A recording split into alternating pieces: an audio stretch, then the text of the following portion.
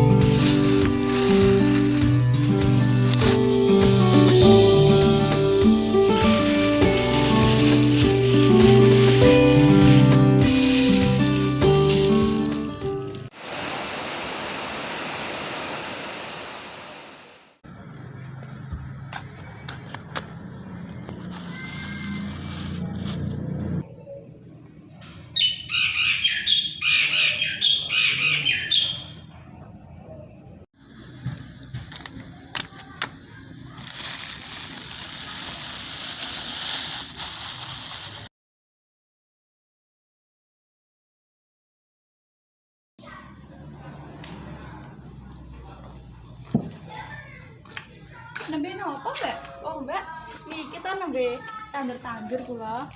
Wah, nanti kok katangan tandurane, Mbak. Nggih lumayan niki nembe nyobi nandur sawi. Niki nggih enten pandan kalih telang niku pun enten kembangnya lumayan. Walah, kata asri nggih Mbak nggih. Nggih, Mbok diajari to, Mbak? Oh, nggih. Nganu mawon, Mbak. Njenengan kan kula enten penyuluhan tentang urban farming. Njenengan jenengan hadir nggih sekalian kula undang ibu-ibu PKK kalih Karang Taruna. Oh, nggih Mbak, nggih. Assalamualaikum warahmatullahi wabarakatuh. Yang saya hormati ibu-ibu PKK Karangjati dan adik-adik Karang Taruna Karangjati yang saya sayangi dan saya banggakan. Puji syukur kita panjatkan kehadirat Allah Subhanahu wa Ta'ala yang telah melimpahkan rahmat dan hidayahnya sehingga pada hari ini kita dapat berkumpul di sini tanpa kurang suatu apapun. Baik ibu-ibu dan adik-adik, pada pertemuan kali ini kita akan membahas mengenai urban farming. Nah, apa itu urban farming? Urban farming adalah teknik pertanian yang diaplikasikan di lahan terbuka atau di daerah perkotaan. Nah, konsepnya sendiri yaitu memindahkan teknik pertanian konvensional ke lahan atau ke area perkotaan. Nah, penerapannya ini tergolong mudah. Yang penting kita menyediakan ruang untuk tumbuh kembang dari tanaman yang kita tanam nanti. Nah, untuk tempatnya nanti itu bisa di atap rumah, bisa di depan rumah, di pekarangan, atau mungkin bisa kita pasang di pagar-pagar rumah kita. Nah, untuk jenis tanamannya apa saja? Tanamannya juga beragam ibu-ibu. Seperti tanaman sayur, contohnya ini yang sudah di depan. Ini kemarin beberapa hari lalu saya menanam sawi. Kemudian bisa juga tanaman buah atau mungkin tanaman herbal, tergantung dengan keinginan kita atau kebutuhan kita masing-masing. Dan yang terpenting itu ada tempat atau ruang untuk tanaman itu tumbuh, seperti itu. Ini kebetulan saya beberapa hari yang lalu menyemai sawi. Nah, contohnya seperti ini, sudah ada di depan. Ini karena kemarin pot di rumah saya udah terpakai semua, jadi saya memanfaatkan botol air mineral bekas yang sudah tidak terpakai.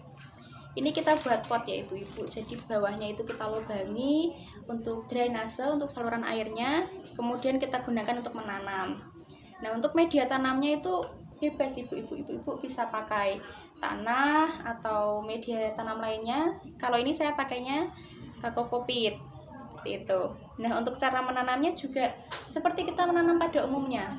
Kita siapkan dulu alat dan bahannya. Kalau ini ya kita siapkan dulu botolnya, kita lubangi. Ketika sudah siap, kita masukkan media tanamnya. Lalu kita siram dulu media tanamnya sampai media tanamnya ini benar-benar basah. Nah, setelah media tanamnya siap, kita lubangi media tanamnya. Nggak usah terlalu dalam, cukup 1-3 cm aja kedalamannya. Setelah kita buat lubang tanam, kita masukkan benihnya per lubang tanam itu 2 atau 3 butir. Nah, setelah benihnya dimasukkan, kita tutup lubang tanamnya, tipis saja nutupnya. Setelah itu, kita letakkan di tempat yang tidak terkena sinar matahari secara langsung. Jadi tetap kena cahaya, tapi tidak secara langsung, ya, seperti itu. Nah, untuk mempercepat pertumbuhannya, setelah ditanam itu ibu-ibu, kita tutup menggunakan plastik ini atasnya. Nah, ditutup menggunakan plastik rapat. Setelah itu, selama 3 hari, setelah 3 hari, kita buka plastiknya. Nah, kita biarkan terbuka, seperti itu. Nah, untuk perawatannya sendiri ini juga tergolong mudah ibu-ibu. Jadi kalau medianya terlihat kering, kita siram. Yang penting jangan sampai jenuh, karena nanti bisa menyebabkan akarnya busuk, nanti tanamannya bisa mati. Seperti itu. Nah, kemudian kalau ada gulma kita cabuti, kita siangi. Dan yang terpenting pengendalian hama penyakit. Nah, pengendalian hama penyakit ini membicarakan tentang pengendalian hama penyakit ini ya ibu-ibu, seringkali kita menggunakan pestisida kimia karena memang praktis ya dan dapat ditemukan di mana saja, nyarinya mudah. Tapi ternyata pestisida kimia ini tidak baik untuk tanaman, dia akan merusak tanah dan ini juga berbahaya untuk kesehatan kita kalau kita makan sayurnya nanti, karena di situ ada racunnya. Nah, maka dari itu perlu pembiasaan diri untuk menggunakan bahan organik. Nah, ini seperti ini contohnya. Kemarin saya membuat pestisida nabati. Nah, pestisida ini saya buatnya dari bawang putih. Jadi di rumah ibu kan pasti ada bawang putih ya, gampang nyarinya. Nah, itu bawang putih bisa dibuat pestisida nabati. Contohnya seperti ini. Ini bahannya dari bawang putih dan juga lidah buaya. Nah, cara membuatnya juga mudah. Lidah buaya sama bawang putih itu dikupas dulu, kemudian di blender, ditambahkan air 1 liter. Nah, setelah semuanya dicampur menggunakan blender, sudah menjadi larutan. Nah, itu biasanya akan muncul busa-busa itu kalau setelah di blender. Nah, busa itu kita saring. Kalau udah bersih, kita masukkan ke wadah yang tertutup, kemudian difermentasi dulu selama 24 jam. Nah, kalau udah difermentasi, itu larutannya baru bisa dipakai. Nah, cara pengaplikasiannya juga mudah. Kalau ibu-ibu mau nyemprot pestisida nabati ini, caranya begini. Larutan pestisida yang kita buat tadi, kita ambil 100 ml. Kemudian kita campur dengan air sebanyak 1 liter. Kalau udah dicampur, udah rata, kita masukkan ke dalam sprayer atau semprotan seperti ini. Nah, setelah itu baru kita semprotkan ke bagian tanaman yang terserang hama, seperti itu. Jadi kalau kita menggunakan pestisida nabati ini, insya Allah tanamannya sehat dan juga tidak merugikan bagi tanaman itu, bagi tanah maupun bagi kesehatan kita. Seperti itu ibu-ibu dan adik-adik.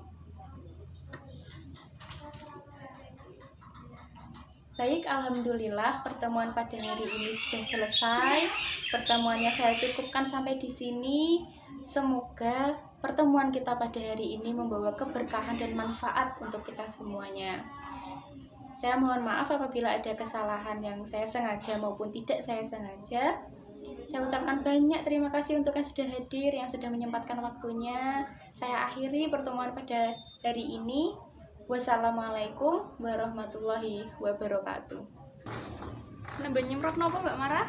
Mbak, niki tau lah niku nyobi gambar pas sisi penyuluhan kemarin. Alhamdulillah kacak Mbak lumayan. Oh, nggih alhamdulillah nek ngoten.